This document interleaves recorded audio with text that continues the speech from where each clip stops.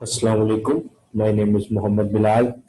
और आज बेटा हम जो है वो बायोलॉजी का मैट्रिक का चैप्टर नंबर 15 जो है उसको डिस्कस करेंगे। बेसिकली हमने इसमें क्या करना है कि एएलपी के मुताबिक जो हमारा चैप्टर नंबर 15 है, इस लेक्चर में हम उसको सिर्फ डिस्कस करेंगे कि एएलपी के मुताबिक जो है चैप्टर नंबर 15 में कौन कौन से टॉपिक वगैरह जो है वो शामिल है। बेसिकली ये रिव्यू है पूरे का पूरा एक चैप्टर नंबर 15 का।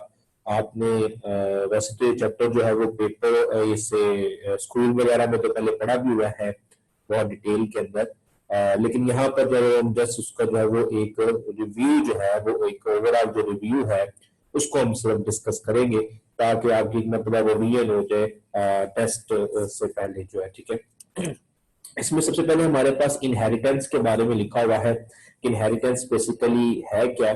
तो इनहेरिटेंस आम जुबान में जैसे कि पता है कि मौरूसियत को बोलते हैं, जिसके अंदर क्या होता है कि कैरेक्टरिस्टिक्स का खसूसियात का वालिदैन से बच्चों में मुंतकिल होना, ये फिनोमेना जो है वो क्या कहलाता है आपके पास, इनहेरिटेंस कहलाता है। और इनहेरिटेंस में सबसे पहले जो डेफिनेशन है आपकी बुक में वो है आपके पास इंट्रोडक्शन टू द जेनेटिक्स के अंदर।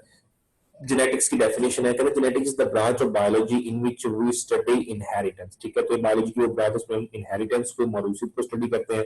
और इनहेरिटेंस के मायने है inheritance means the transmission of characteristic from the parent to the offspring, these characteristic are called the trait. ठीक है, तो इनहेरिटेंस से मुराद क्या होता है, खसूसियात का वालिदैन से बच्चों के अंदर मुंतकिल होना, किसी भी कैरेक्टर का, for example eye colour, hair colour, किसी भी किस्म की खसूसियात का वालिदैन से बच्चों के अंदर मुंतकिल होना, ये फिनोमिना जो है आपके पास क्या कहलाता है, इनहेरिटेंस कहलाता है। और इनहेरिटेंस को हम आम जुबान में ट्रेट भी कहते हैं या इसको खसूसियत भी कहते हैं। ठीक है, तो ये जो डेफिनेशन है बेटा ये इनहेरिटेंस की भी है और उसके साथ साथ ट्रेट की डेफिनेशन भी है। अब ट्रेट की एग्जांपल कोड करता है नीचे कि हमारी बॉडी में या ह्यूमंस के अंदर ट्रेड की एग्जांपल क्या हो सकती है। तो ह्यूमन के अंदर जो है वो कहते हैं इन द मैन हाइट जो होती है, colour of eyes, intelligent etcetera etcetera all are inheritable characteristic. ठीक है, तो ये तमाम के तमाम क्या है, इनहेरिटेबल कैरेक्टरिस्टिक। इनके ह्यूमंस के अंदर हाइट वगैरह, आंखों का कलर, इंटेलिजेंस, तो ये तमाम की तमाम वो खसूसियात है जो कि वालिदैन से बच्चों में मुंतकिल होती हैं। नेक्स्ट जो थोड़ा सा जीन के मतलब बताता है कि जीन्स क्या होती हैं। Parent pass characteristic to their young through the gene transmission, equal number of chromosome from each parent are combined during the fertilization, the chromosome carry the unit of inheritance called the gene। ठीक है, और आपने ये भी discuss किया है, आपने previous classes में पढ़ा हुआ है कि बेसिकली जब फर्टिलाइजेशन का फिनोमिना होता है तो फर्टिलाइजेशन में क्या होता है कि हाफ नंबर ऑफ क्रोमोसोम एक पेरेंट से आते हैं स्पर्म के जरिए से, और हाफ नंबर ऑफ क्रोमोसोम दूसरे पेरेंट से आते हैं एग की फॉर्म के अंदर। और जब ये दोनों स्पर्म और एग आपस में ज्वाइन करते हैं तो उसके नतीजे में क्या होती है, फर्टिलाइजेशन होती है। और फर्टिलाइजेशन के नतीजे के अंदर क्या होता है कि जो नंबर ऑफ क्रोमोसोम है वो दोबारा से ही क्या होते हैं, रिकम्बाइन हो जाते हैं। हाफ नंबर ऑफ क्रोमोसोम एक जगह से आते हैं, हाफ नंबर ऑफ क्रोमोसोम दूसरी जगह से आता है, कंबाइन होने के बाद उनका नंबर ऑफ क्रोमोसोम जो है दोबारा से कांस्टेंट हो जाता है। ठीक है, तो बेसिकली जो क्रोमोसोम होते हैं, क्रोमोसोम के ऊपर खास किस्म का डीएनए का सेगमेंट होता है, उस डीएनए के सेगमेंट को कहते हैं जीन कहते हैं। और यही जीन ही वो चीज है जो कि खसूसियात को वालिदैन से बच्चों में मुंतकिल कर रहा होता है। नेक्स्ट है क्रोमोसोम एंड जीन के बारे में, कहते हैं कि जीन कंसिस्ट ऑफ डीएनए। अगर आप जीन की बात करें तो जीन जो है वो डीएनए पर मुश्तमिल होता है। जैसे मैंने भी बताया कि जो जीन होता है डीएनए का एक फ्रेगमेंट या डीएनए ही है। ठीक है, तो कहते हैं gene consist of DNA, they contain a specific instruction for the protein synthesis in order to know the nature and working of gene. We will have to study chromosome in detail. The body cells have a constant number of paired chromosome। ठीक है, तो basically क्या होता है, क्या जो jeans होती हैं वो आगे से क्या बनाती हैं, प्रोटीन्स बनवाती हैं। और प्रोटीन जो है हमारी बॉडी के अंदर डिफरेंट तरह के स्ट्रक्चर बनाने में अपना इंपॉर्टेंट रोल प्ले करती है। ठीक है, तो बेसिकली जो जीन है वो हमारी बॉडी में किस तरह से अपने आप को एक्सप्रेस करती है, किस तरह से अपने आप को जाहिर करती है, हमारी बॉडी की कैरेक्टरिस्टिक को जीन कैसे कंट्रोल करता है।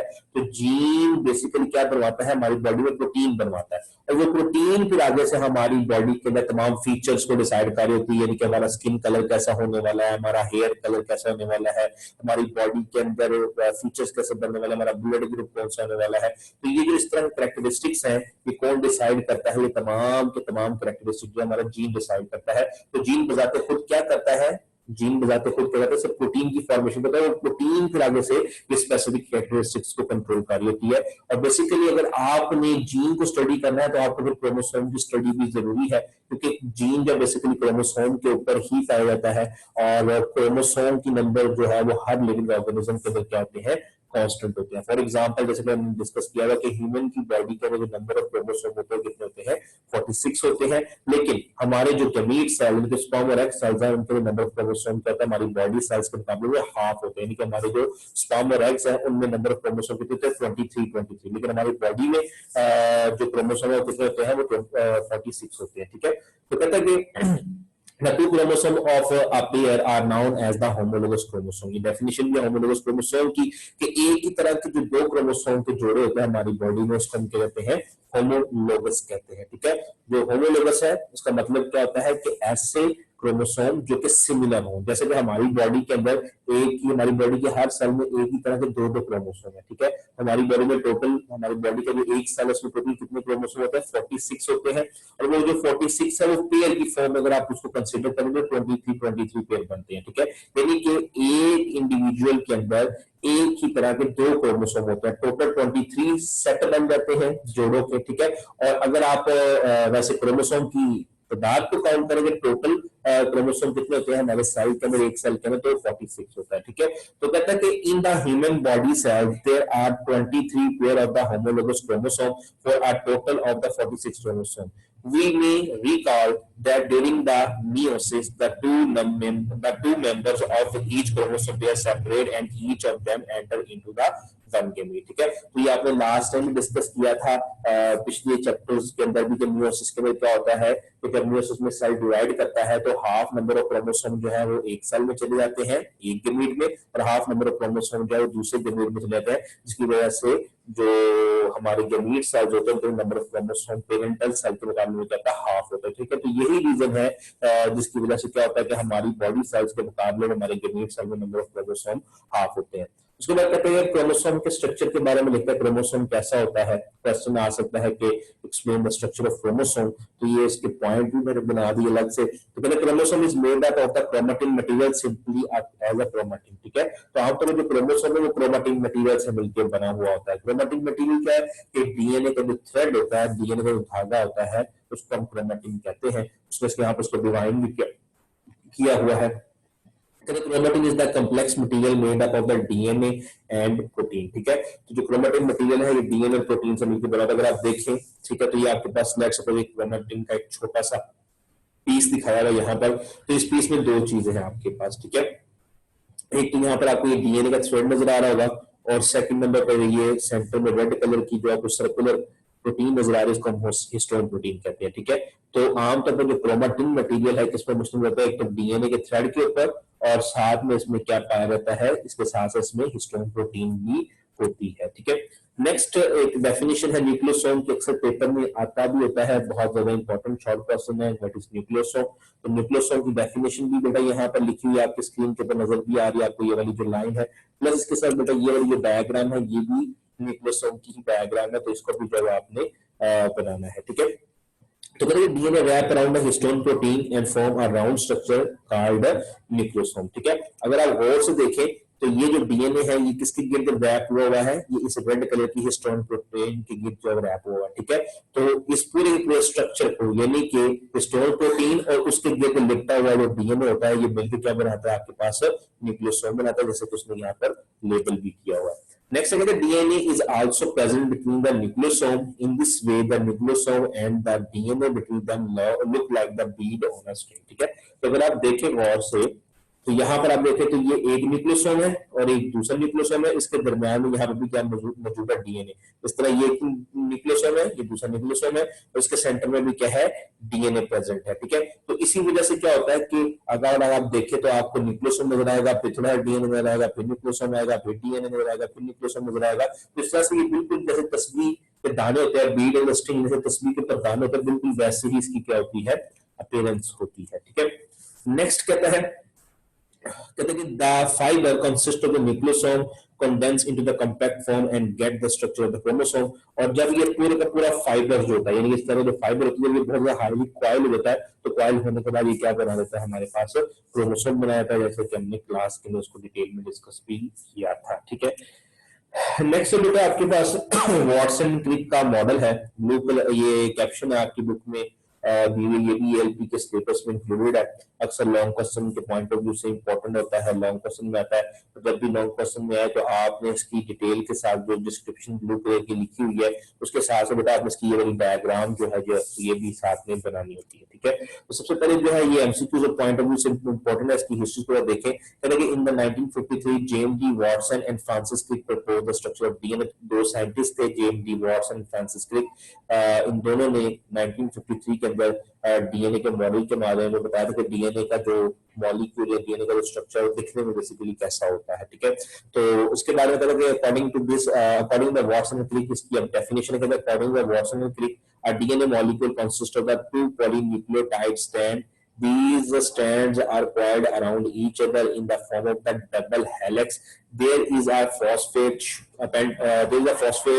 sugar backbone on the outside of the double helix and the nitrogenous base are on the inner side. ठीक है, तो अगर आप गौर से देखें, आपको यहाँ पर ये जो स्ट्रक्चर है, तो इसके अंदर ये आपके पास क्या है, ये डीएनए है। तो डीएनए के अंदर दो थ्रेड है, एक आपको ये डीएनए का ये थ्रेड नजर आ रहा होगा, ठीक है, और एक डीएनए का ये वाला थ्रेड है। ठीक है, तो डीएनए के दो थ्रेड होते हैं जो कि दोनों के दोनों एक दूसरे के कहते हैं रैप हुए होते हैं। बिल्कुल रैप होने के बाद, ये दूसरे के गेट कॉइल होने के बाद ये बिल्कुल किस तरह से नजर आते हैं, जैसा कि कुछ स्प्रिंग होता है, हेलिकल स्प्रिंग होता है, बिल्कुल वैसे नजर आ रहा होता है।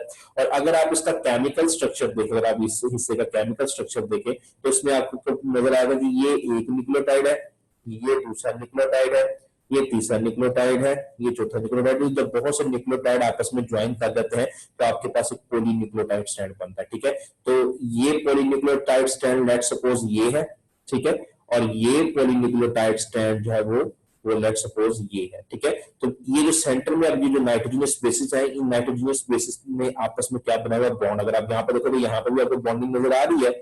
तो ये जो बॉन्डिंग है ये वाली बॉन्डिंग है कि दोनों साइडों की नाइट्रोजनस बेस ने आपस में हाइड्रोजन बॉन्डिंग कर ली हुई है। ठीक है, और इस तरह से ये दो डीएनए के स्ट्रैंड जो है वो आपस में जुड़ गए हैं कि ये वाली साइड चेन, मतलब ये वाली, या इसको आप ये वाली कह रहे हैं। ठीक है, तो ये वाली साइड चेन और ये वाली, यानी कि ये वाली साइड चेन, तो दोनों की दो साइड चेन आपस में इन बॉन्डिंग्स की हाइड्रोजन बॉन्डिंग की वजह से आपस में क्या हुई है, जुड़ी है। अगर आप देखो तो यहाँ पर उसमें हाइड्रोजन बॉन्डिंग भी लिखा हुआ है। Next है, कहता है कि the in double helix the nitrogenous bases of the opposite nucleotide form the pair to the hydrogen bond. This pairing is very specific. The nitrogenous base adenine of the one nucleotide form pair with the thymine of the opposite nucleotide while the cytosine form pair with the guanine. ठीक है, तो अगर आप देखें तो एक nucleotide की nitrogenous base ने दूसरे साइड के न्यूक्लियोटाइड की नाइट्रोजनस बेस के साथ बॉन्डिंग की हुई है। और याद रखिएगा कि जो एडेनिन है हमेशा थायमिन के साथ बॉन्ड बनाती है, और गुआनिन जो है वो हमेशा साइटोसिन के साथ बॉन्ड बनाती है। ठीक है, लास्ट में लिखता है, कहता है कि there are two hydrogen bond between the adenine and the thymine while there are 3 hydrogen bond between the cytosine and the guanine. ठीक है, तो अगर आप इस स्ट्रक्चर में देखें तो यहाँ पर दो हाइड्रोजन बॉन्ड्स है, तो ये एडेनिन और थायमिन के दरमियान है, और गुआनिन और साइटोसिन के दरमियान 3 बॉन्ड। अगर आप देखें तो ये 1 2 और ये 3, तो 3 बॉन्ड है। ठीक है, तो गुआनिन और साइटोसिन के दरमियान में 3 हाइड्रोजन बॉन्ड होते हैं, और एडेनिन और थायमिन के दरमियान में 1 और 2 हाइड्रोजन बॉन्ड्स होते हैं। ठीक है, तो ये आपके पास वॉटसन क्रिक मॉडल भी था कंप्लीट। नेक्स्ट है बेटा आपके पास how does the DNA of the chromosome work. ठीक है, कि अगर किसी सेल के अंदर या किसी क्रोमोसोम के अंदर डीएनए प्रेजेंट है तो डीएनए अपने आप को जाहिर कैसे करता है। जब हमने डिस्कस किया कि हमारी बॉडी के अंदर जितने फीचर्स होते हैं या हमारी बॉडी कैसे बनी है, किसी भी लिविंग ऑर्गेनिज्म की, प्लांट एनिमल या कोई भी ऑर्गेनिज्म है, तो उसकी बॉडी बनी कैसे होती है, किस चीज से मिलकर बनी होती है, उनके डीएनए उसकी बॉडी बना, तो डीएनए की बॉडी को कैसे बनाता है। ठीक है, तो उसको हम यहाँ पर डिस्कस करेंगे कि किसी भी लिविंग ऑर्गेनिज्म की बॉडी को डीएनए तो बनाता है, लेकिन डीएनए उस लिविंग ऑर्गेनिज्म की बॉडी को किस तरह से बनाता है, इसको हमने थोड़ा सा यहाँ पर डिस्कस करना है। और इसके वर्किंग के बारे में बताया हुआ है कि डीएनए कैसे किसी भी लिविंग ऑर्गेनिज्म को बनाता है। तो इंट्रोडक्शन है, DNA is the genetic material. DNA एक जेनेटिक मटेरियल है कहते हैं कि it contains the instruction to direct all the function of the cell. ठीक है, तो कहता है कि आम तौर पर जो सेल है उसके तमाम के तमाम जितने भी फंक्शन होते हैं, इन तमाम के तमाम फंक्शन को कौन कंट्रोल करता है? डीएनए ही कंट्रोल करता है। ठीक है, तो डीएनए बेसिकली सेल के न्यूक्लियस में पाया जाता है और वहीं से ही वो उस न्यूक्लियस से ही डीएनए सेल की तमाम एक्टिविटीज को कंट्रोल करता है। तो वो किस तरह से कंट्रोल करता है उसको हमें डिस्कस करना है। कहते हैं कि it perform its role by giving instruction for the synthesis of the specific protein. Some protein perform the structural role while the other act as the enzyme to control the all metabolic reaction of the cell। तो basically दो तरह से ये जो DNA है वो cell के nucleus में बैठा बैठा दो तरीकों से सेल को कंट्रोल करता है। यानी कि बैठा ये न्यूक्लियस में होता है लेकिन उसके बावजूद भी ये सेल के तमाम फंक्शंस को दो तरह से कंट्रोल करता है। बनाता तो ये प्रोटीन ही है लेकिन प्रोटीन दो तरह की हो सकती है। एक प्रोटीन जो है क्या बना होती है? Structural protein. स्ट्रक्चरल प्रोटीन ऐसी प्रोटीन होती है जो कि सेल वगैरह के डिफरेंट पार्ट्स को बनाती है। ठीक है, तो ये स्ट्रक्चरल प्रोटीन बनवा के भी सेल को कंट्रोल करता है। इसके साथ साथ बहुत से एंजाइम होते हैं वो भी प्रोटीन है। ठीक है, तो ये जो डीएनए है ये खास कैटेगरी के एंजाइम बनवाता है। और आपको पता है जब खास कैटेगरी का एंजाइम बनता है तो खास कैटेगरी का एंजाइम खास किस्म के ही मेटाबॉलिक रिएक्शन को स्पीड अप कर देता है। ठीक है, तो बेसिकली क्या होता है कि जो खास किस्म के एंजाइम्स जब बनते हैं तो वो सेल में मौजूद होने वाले केमिकल रिएक्शंस को स्पीड अप कर देते हैं, जिसकी वजह से क्या होता है कि सेल के बायोकेमिकल रिएक्शन स्पीड अप होने की वजह से सेल की एक्टिविटी कंट्रोल हो रही होती है बाय द डीएनए। ठीक है, तो डीएनए बनाता खुद बाहर आके किसी भी सेल की एक्टिविटी को कंट्रोल नहीं करता बल्कि ये अंदर से ही प्रोटीन बनाने के लिए कमांड दे देता है। और जैसे ही प्रोटीन बन जाती है तो वो प्रोटीन या तो फिर स्ट्रक्चरल प्रोटीन होती है, सेल का स्ट्रक्चर बनाएगी, नहीं तो फिर वो एंजाइम बनाएगी और एंजाइम फिर आगे से सेल के डिफरेंट फंक्शंस को कंट्रोल करेगा। अच्छा, उसके बाद नेक्स्ट है कहते क्या सेल कहते in this way whatever a cell does is actually controlled by its DNA। ठीक है, तो कहता है कि इस तरीके से चाहे सेल कुछ भी हो लेकिन वो तमाम की तमाम सेल की जो एक्टिविटीज है वो कौन कंट्रोल कर रहा है? उसका डीएनए ही कंट्रोल कर रहा है। In the other word DNA make the characteristic और trait of the cell of the organism. Let us see how DNA is responsible for this. ठीक है, तो बेसिकली हम अगर आप सिंपल वर्ड में कहें कि वो डीएनए ही है जो कि सेल की एक्टिविटी को या फिर डीएनए ही वो वह चीज है जो कि किसी भी ऑर्गेनिज्म की खुसूसियात कंट्रोल कर रहा है, किसी भी ऑर्गेनिज्म के कैरेक्टर्स को कंट्रोल कर रहा है, तो ये गलत नहीं होगा। लेकिन ये सारे का सारा फिनोमिना सेल्फ यानी कि डीएनए करता कैसे है उसको हम यहाँ पर आगे डिस्कस करने वाले हैं।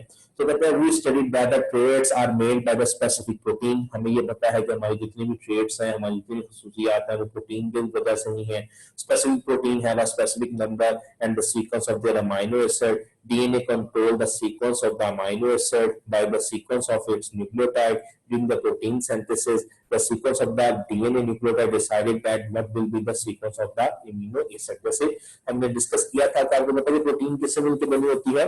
प्रोटीन जो है वो अमाइनो एसिड से मिलकर बनती है। आपने केमिस्ट्री में भी पढ़ा हुआ है कि जब बहुत से अमाइनो एसिड कंबाइन कर देते हैं तो उसके नतीजे में प्रोटीन बनती है। ठीक है, अच्छा, अब डीएनए जो होता है डीएनए न्यूक्लियोटाइड से मिलकर बना हुआ होता है। आपने न्यूक्लियोटाइड की डिटेल जो है वो 9th क्लास में पढ़ी है एटीपी के फॉर्म में। तो एटीपी भी न्यूक्लियोटाइड है। तो बेसिकली क्या होता है कि जो डीएनए है वो न्यूक्लियोटाइड से मिलकर बना हुआ होता है। न्यूक्लियोटाइड जो है वो छोटे छोटे मॉलिक्यूल्स हैं और जब न्यूक्लियोटाइड ज्वाइन करते हैं तो उसके नतीजे में बस डीएनए बनता है। तो डीएनए के अंदर खास किस्म का न्यूक्लियोटाइड का सीक्वेंस यानी कि न्यूक्लियोटाइड की तरतीब खास होती है।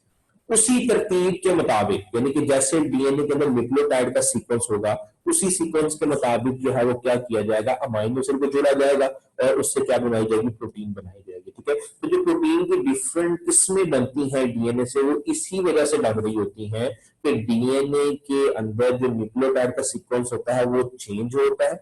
जब न्यूक्लियोटाइड का सीक्वेंस चेंज होता है तो उस हर डीएनए के पीस से जो बनने वाली प्रोटीन है वो सिमिलर नहीं होगी। ठीक है, कि हर डीएनए के पीस के अंदर न्यूक्लियोटाइड का सीक्वेंस अलग है और जब न्यूक्लियोटाइड का सीक्वेंस अलग होगा तो उसी के मुताबिक अमाइनो एसिड को ज्वाइन करके प्रोटीन बनवाई जाएगी। ठीक है, कहते हैं for this purpose the specific sequence of the DNA nucleotide is copied in the form of the messenger RNA nucleotide। This process is called transcription। ये इसकी ट्रांसक्रिप्शन की डेफिनेशन भी है। ठीक है, तो ट्रांसक्रिप्शन में होता क्या है कि सबसे पहले डीएनए से मैसेंजर आरएनए बनवाया जाता है। तो डीएनए के न्यूक्लियोटाइड का मैसेंजर आरएनए के न्यूक्लियोटाइड में चेंज होना, ये फिनोमेना क्या कहलाता है आपके पास? ट्रांसक्रिप्शन कहलाता है।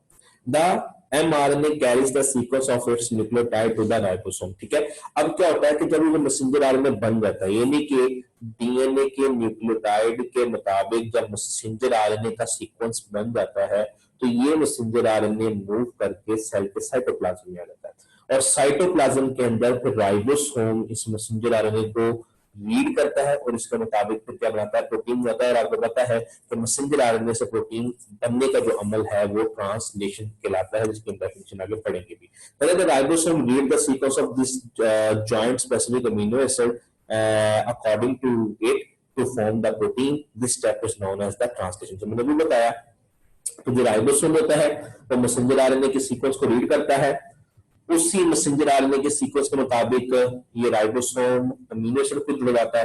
जब अमीनो एसिड जुड़ जाते हैं तो खास किस्म की प्रोटीन बन जाती है, और इस फिनोमेना का ट्रांसलेशन का हो जाता है। फिर वो प्रोटीन जो है वो आगे से हमारी बॉडी के स्ट्रक्चर्स को या फंक्शंस को कंट्रोल कर रही है, या स्ट्रक्चर प्रोटीन बना के हमारी बॉडी को कंट्रोल कर रही है, हमारे सेल को, या एंजाइम की form. The part of the DNA sequence of the nucleotide that contain the instruction for the synthesis of the particular protein is known as the gene। ठीक है, तो डीएनए का वो हिस्सा जो खास किस्म की प्रोटीन बनाने की सलाहियत रखता हो, डीएनए के उस हिस्से को भी हम जीन कहते हैं।